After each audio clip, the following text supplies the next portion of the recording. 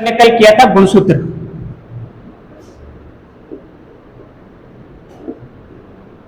गुणसूत्र को और क्या बोलते हैं? क्रोमोसोम, ठीक है, इंग्लिश नाम। अब अपन ने पढ़ा था कि केंद्र के अंदर क्या थे? ये क्रोमेटिन धागे थे जो किसके बने थे? लिखाया था मैंने, डीएनए और प्रोटीन के। किसके बने थे? डीएनए और प्रोटीन के बने थे। जब हम गुणसूत्र पढ़ेंगे तो गुणसूत्र किसके बने हो सकते हैं? डीएनए और प्रोटीन। जो प्रोटीन होगा वो सारी होगा, ये मैं गुणसूत्र में लिखाऊंगा। अगर मैं कह दूं कि ये जो क्रोमोसोम है किससे बना है? प्रोटीन से। क्यों? क्योंकि ये धागे किसके बने थे? डीएनए और प्रोटीन के। जब यही तो बन रहे हैं क्रोमोसोम, तो ये चीज मैंने बता दी थी आपको केंद्रक वाली। अब आते अपन गुणसूत्र पे। गुणसूत्र अपन ने बांटा। गुणसूत्र की खोज किसने की थी?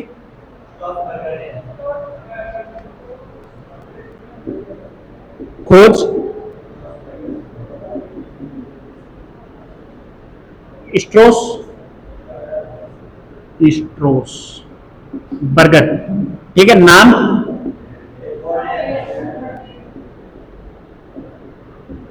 ये चीज आपको याद रखनी। इसके बाद अपन ने कुछ लिखा था? कुछ नहीं लिखा। इसके बाद अपन ने बांटा था इसको, है ना। पहला तो क्या था? मनुष्य में गुणसूत्र, सहायक गुणसूत्र और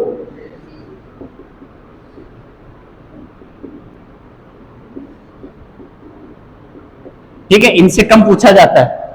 ठीक है, क्वेश्चन किससे बनेगा? मनुष्य से। इसको दो भागों में बांटा था अपन ने, एक तो लिंग गुणसूत्र और दूसरा लिंग का और क्या नाम था? कायिक, दैहिक और ऑटोसोम। ओलोसोम क्या था? लिंग। ठीक है, अब अगर मैं कहता हूं कि मनुष्य में लिंग गुणसूत्र कितने होते हैं? दो गुणसूत्र होते हैं, या तो होगा एक्स एक्स या होगा वाई वाई। किसने बोला? हाँ, एक्स वाई, वाई वाई नहीं। ठीक है, कुल गुणसूत्र कितने होते हैं मनुष्य में?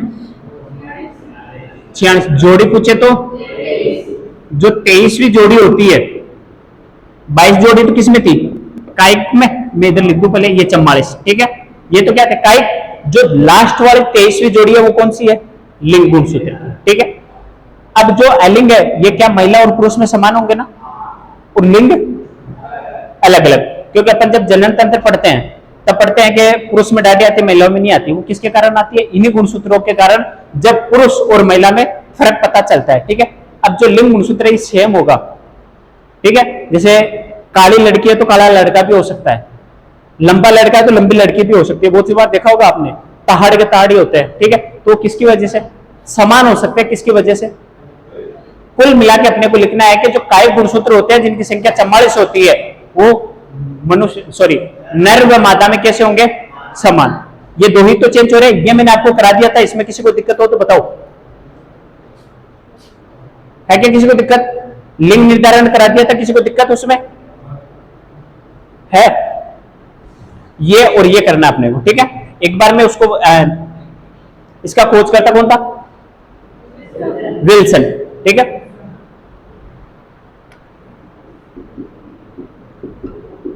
अन्य नाम क्या बताया मैंने इसका? बे गुणसूत्र। इसको भी दो भागों में बांटा था मैंने। पहला तो लार ग्रंथि गुणसूत्र और दूसरा लैंप ब्रूस गुणसूत्र। ठीक है, इसका खोज करता कौन था? बालबियानी। बालबियानी। ठीक है, नामकरण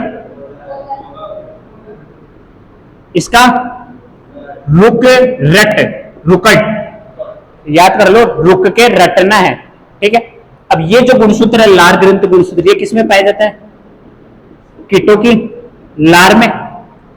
जो कीटों की लार ग्रंथि होती है उसमें पाया जाता है। इसे पोलिटीन भी बोलते हैं। क्या बोलते हैं? पोलिटीन। इसे महागुणसूत्र भी कहते हैं। क्या कहते हैं? किसे कहते हैं? क्वेश्चन बन गया, निम्न में से महागुणसूत्र कहा जाता है। सहायक गुणसूत्र को, विशिष्ट गुणसूत्र को, या लार ग्रंथि को, या लैंप ब्रूस को? लार ग्रंथि को या लार गुणसूत्र को? ये लार ग्रंथि है, इसमें बनेगा क्या?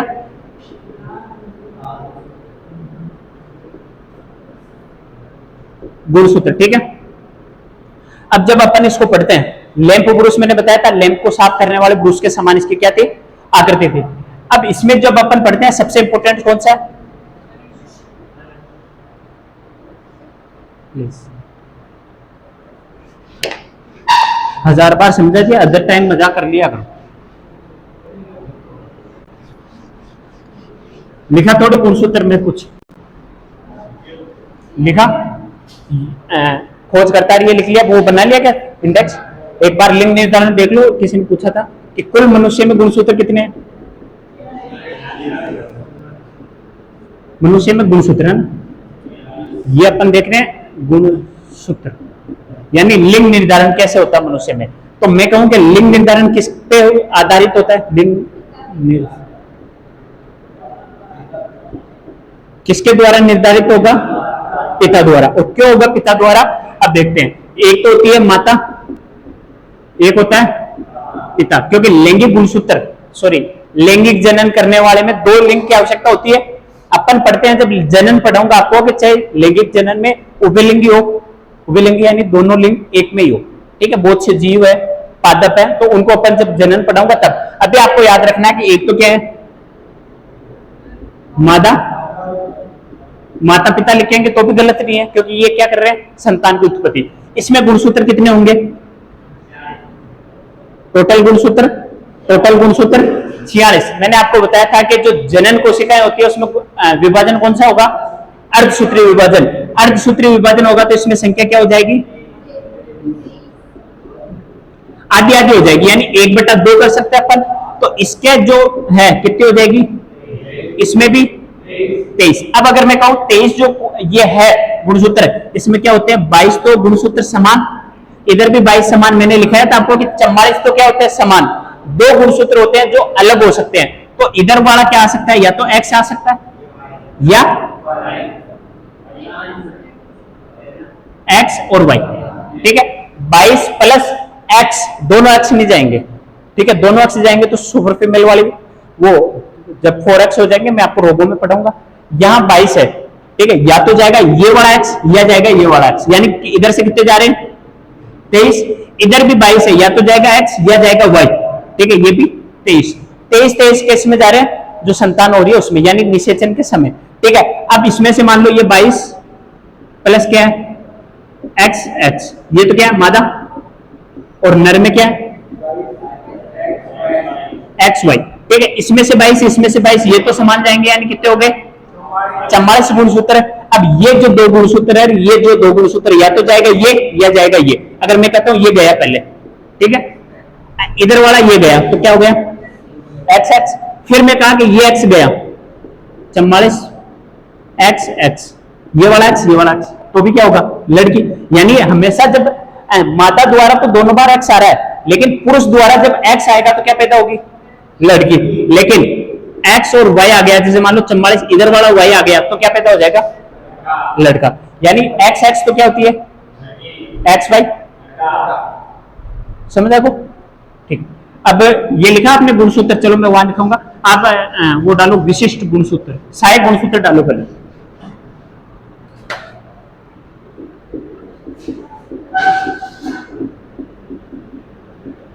मनुष्य में गुणसूत्र पढ़ लिया अपन ने दोनों तरीके के। अब आता है अपना सहायक गुणसूत्र। ठीक है, डालो एडी। क्या? हाँ, इसलिए कहते हैं बेटा छुट्टियां नहीं रखनी।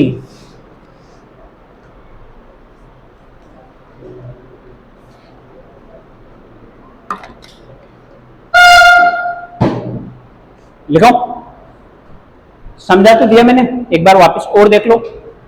इस गुणसूत्र को क्या कहते हैं अपन?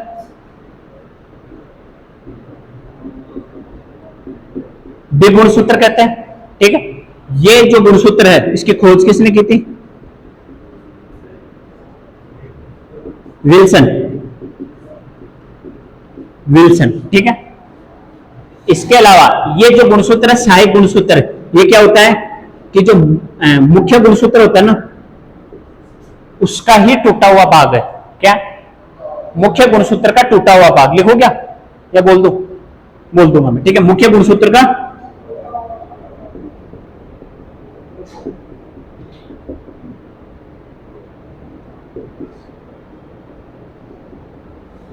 यानी ये कह सकते हैं अपन कि जो सहायक गुणसूत्र है, जो मुख्य गुणसूत्र होते हैं उनसे ही टूट के बनते हैं, या मुख्य जो डीएनए होता है, डीएनए में गुणसूत्र पाए जाएंगे तो उससे टूट के क्या करते हैं, ये बनते हैं, ठीक है। इसके बाद ये जो अपन पढ़ते हैं आनुवांशिकी,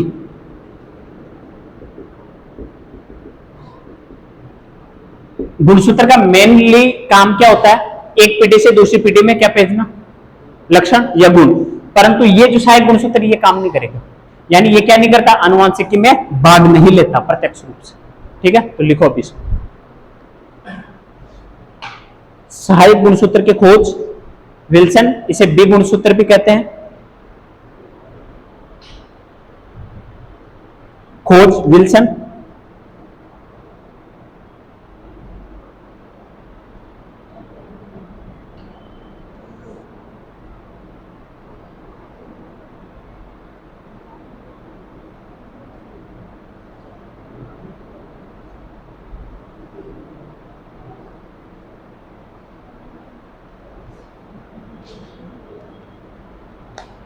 लिख लिया?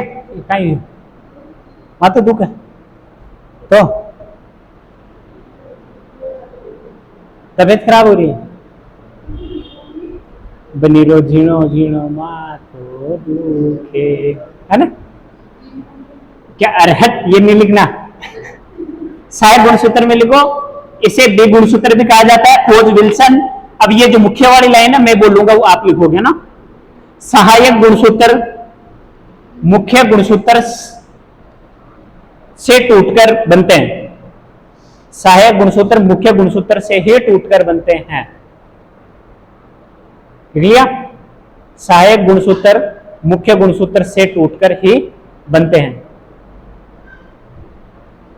यह आनुवांशिकी या जेनेटिक्स में भाग नहीं लेते,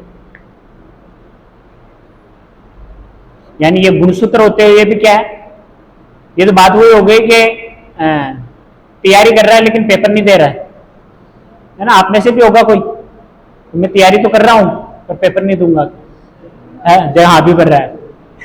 हो गया? समझ आ गया?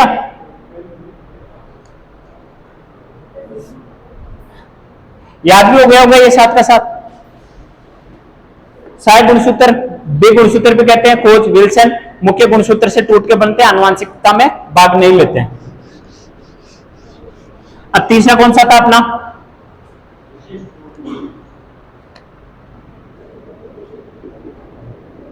विशिष्ट गुणसूत्र, स्पेशल गुणसूत्र, ठीक है। विशिष्ट गुणसूत्र अपन ने क्या कहा था, इसको दो भागों में बांटा था, कौन कौन से थे? लार ग्रंथि,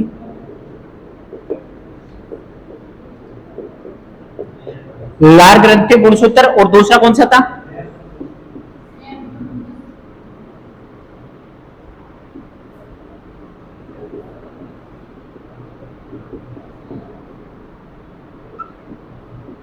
ठीक है।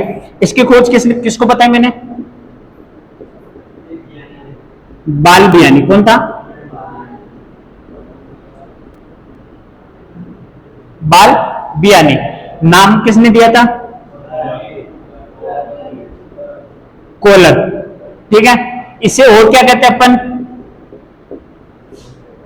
पोलिटीन और महागुणसूत्र, क्या कहते हैं? पोलिटीन या महागुणसूत्र। जो लार ग्रंथि गुणसूत्र है इसकी खोज की थी बालबियानी ने, नाम दिया था कोलर ने, और इसे पोलिटीन भी कहते हैं और इसे महागुणसूत्र भी कहते हैं। महागुणसूत्र इसलिए कहते हैं क्योंकि ये कीटों की लार ग्रंथियों में पाई जाती है और वहां से ये डीएनए अधिक प्राप्त कर लेती है, तो इनका आकार क्या हो जाता है? बढ़ जाता है। गुणसूत्र में डीएनए होता है, और डीएनए ज्यादा प्राप्त कर लेंगे तो ये क्या होंगे? आकार में वृद्धि कर लेंगे, ठीक है। अब आता है लैंप ब्रुश। आकृति से, नाम से पता चल रहा है कि इसकी आकृति कैसी होगी? लैंप को साफ करने के ब्रुश के समान। इसकी खोज रोकट ने की थी, ठीक है। और ये पादप कोशिकाओं और कुछ प्रोकैरियोटिक है उनमें पाया जाता है। तो लिखो विशिष्ट गुणसूत्र, यह दो प्रकार के होते हैं।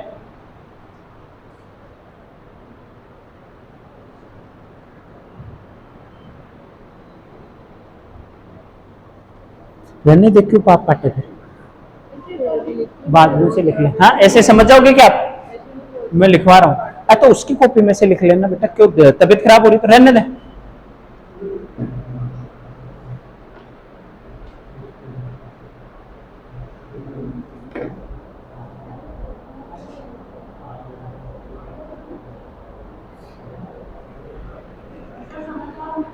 है बता, तेज बोल, समझ जाओगे। तेरे जितने इंटेलिजेंट थोड़ी है बाकी। इसको यहां तक का दो भागों में बांट लो, एक साइड लार ग्रंथि गुणसूत्र, एक साइड लेम्ब्रूस गुणसूत्र, ठीक है। फिर इसमें लार ग्रंथि में लिखो, इसके खोजकर्ता कौन है, बालपियानी, नामकरण कौन है, कोलर, यहां तक लिखो, फिर मैं आगे लिखा हूं, है ना। कल ही तेरे से पूछूंगा इसे महागुणसूत्र क्यों कहते हैं। अरे महागुणसूत्र क्यों कहते हैं बेटा, अभी बता दे उसे। अरे रुको, चुप, बता। आपने कहा हम समझ जाएंगे ऐसे, मैंने वहां महागुणसूत्र लिखा, बता क्यों कहते हैं इसे महागुणसूत्र। ये नाम लिखा महागुणसूत्र, ये इसे क्यों कहते हैं महागुणसूत्र, समझ जाएंगे ऊपर। तो ये पूछेगा ही नहीं आपको, है ना। अब इसमें लिखो कि इसे पोलिटीन भी कहा जाता है, इसे पोलिटीन भी कहा जाता है।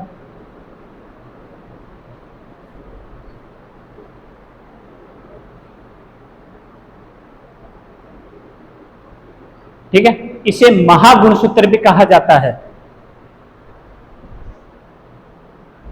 इसे महागुणसूत्र भी कहा जाता है, इसे महागुणसूत्र कहा जाता है। इसको हटा देना बेटा, है ना, ये मेरे तरफ नहीं होनी चाहिए, कल उधर रख देना, या इसको ऊपर वाले कवर को हटा के साइड में रखो, धोखे में नहीं रहे। इसे महागुणसूत्र भी कहा जाता है, ठीक है। यह इसी लाइन में लिखना है, यह कीटों की लार ग्रंथि में पाई जाती है, कीटों की लार ग्रंथि में पाई जाती है।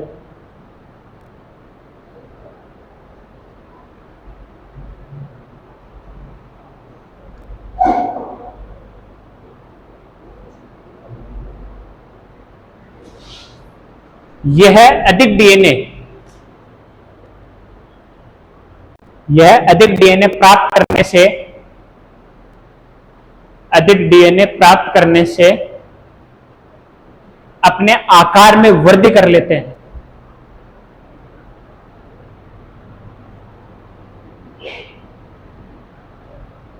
अपने आकार में क्या कर लेते हैं, वृद्धि। इसीलिए इसे क्या कहते हैं, महागुणसूत्र। छोड़िए बात को समझ, महागुणसूत्र क्यों कहते हैं इसे, ठीक है। अब दूसरा लिखो लैंप ब्रूस गुणसूत्र। अब ये मैं पूछ लूं कि ये किस में पाया जाएगा, तो बता सकते हो, कीटों में, ठीक है। लैंप ब्रूस गुणसूत्र लिखो, खोज रुकट,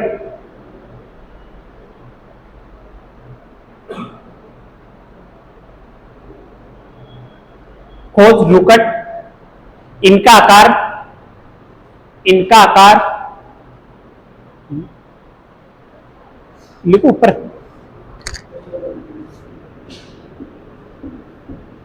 यह है रुकट, इनका आकार लैंप को साफ करने वाले ब्रश के समान होता है, इनका आकार लैंप को साफ करने वाले ब्रश के समान होता है।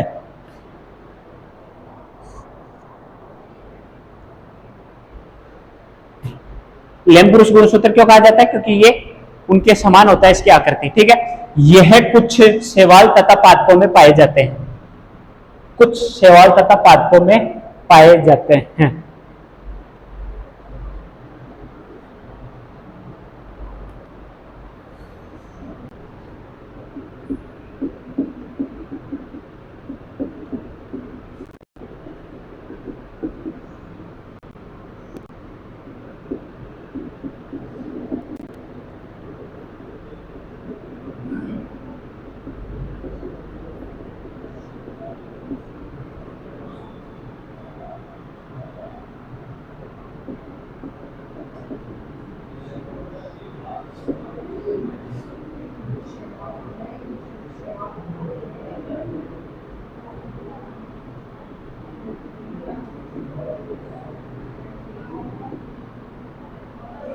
कर लिया आपने? हाँ, इसका आंसर बताओ जरा। बी गुणसूत्र कहा जाता है सहायक। पक्का? इधर लिखा था मैंने कुछ अभी, लार ग्रंथि में। तो किसमें पाया जाएगा? लार ग्रंथि में। हाँ, सहायक में लिखा तो मैंने। लार में तो लार को अपन ने पोलिटीन कहा था, इसे महागुणसूत्र कहा था, है ना? अभी जस्ट लिखा है। ठीक है, अब मेरे एक दो क्वेश्चन बता दो। मनुष्य में ऑटोसोम की संख्या होती है 22 जोड़ी, या अगर कुल पूछू तो 44। ऑटोसोम अगर मैं कहूं कि मानव शरीर में कुल गुणसूत्र कितने होते हैं, तब 46 है। मैं कहूं कि मानव शरीर में कुल ऑटोसोम कितने होते हैं, तब क्या आ जाएगा? 44। काय के गुणसूत्र कितने होते हैं? 44। लिंग गुणसूत्र 2, जिसकी वजह से क्या होता है? लिंग निर्धारण। अब अपन देखते हैं गुणसूत्र की संरचना। क्या देखते हैं?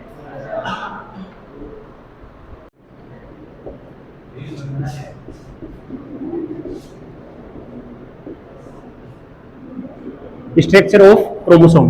कल अपन ने देखा था गुणसूत्र की संरचना में गुणसूत्र अपन ने 3 प्रकार देखा था। एक तो मनुष्य में सहायक गुणसूत्र और विशिष्ट गुणसूत्र, ये चीज अपन ने कर ली थी।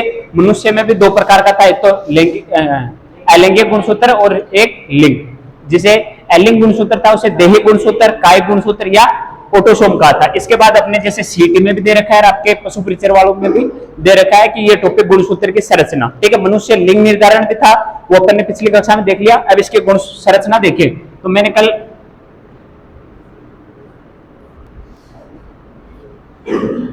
ऐसा कुछ बनाया था, याद है?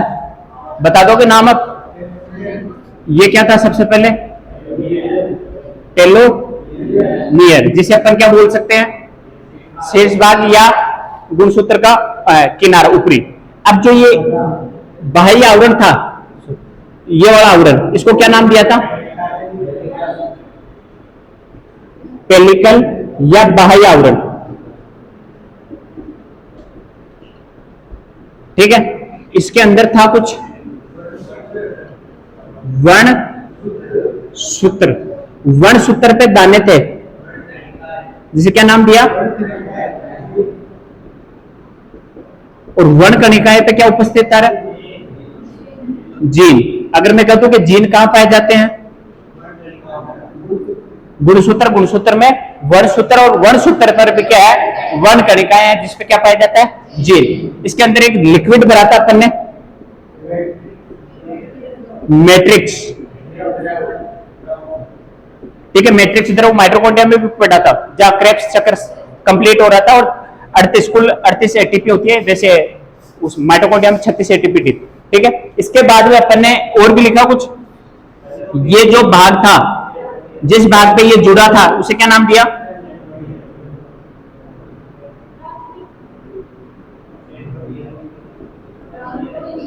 गुणसूत्र बिंदु, या फिर इसको क्या नाम दिया? सेंट्रोमियर। ठीक है, इसके अलावा मैंने लिखा था,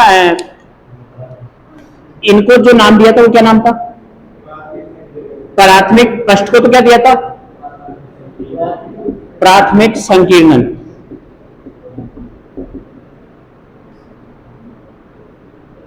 और इसको क्या नाम दिया था? सेकंड संकीर्णन। इसको क्या नाम दिया था? वह गुणसूत्र जो एक किनारे से मुड़ा हुआ होता है, क्या कहते हैं? सैटेलाइट गुणसूत्र या अनुसंघीय गुणसूत्र, है ना? ठीक है, इनकी संख्या बता सकता कोई? कल एक ट्रिक बताई थी कि कुल संख्या तो कितनी होती है?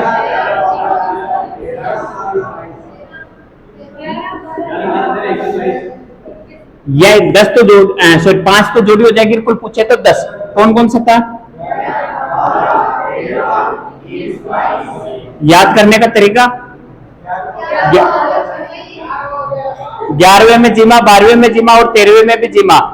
21 रुपए की जुआरी ली और दो दो बार ले ली, याद कर ले।